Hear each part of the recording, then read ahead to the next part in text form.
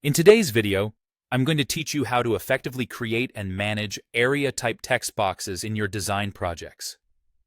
Whether you're working on a brochure, a flyer, or any digital design, mastering text frames will significantly improve your workflow and ensure that your text is organized and easy to read. To start off, you want to utilize the Type tool by either selecting it from the toolbar, usually represented by a capital letter T, or simply pressing T on your keyboard. Once you have the Type tool selected, proceed to click and drag on your artboard to create what's known as an area type box. This box acts as a text frame with boundaries, allowing you to contain your text within a specific area, much like how paragraphs remain within the margins of a page. Now that you've created your text frame, it's time to populate it with your text.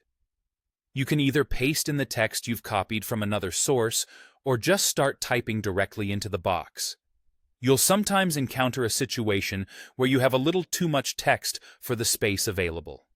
When that happens, a small red plus sign appears in the lower right corner of your text frame. This indicator means you have overflow text, or text that goes beyond the current bounds of the frame. To address this, switch to the Selection tool by selecting the black arrow from your tool panel or pressing V on your keyboard. With the Selection tool active, you can click directly on the overflow indicator, that red plus sign, and your cursor will transform into a loaded text icon. This is a unique cursor that suggests you're ready to flow the overflow text into a new area. The next step is finding a new home for that excess text.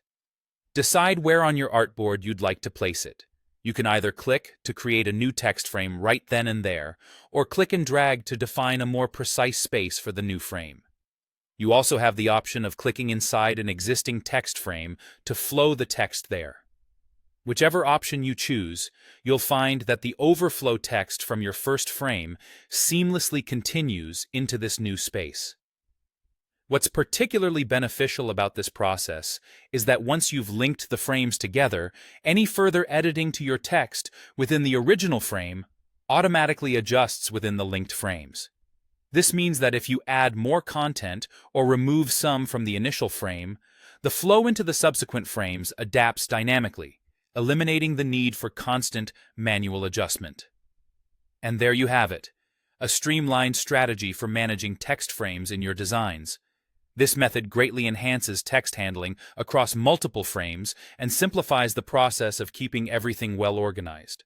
So whether you're dealing with large documents or intricate layouts, these techniques will keep your text flowing effortlessly.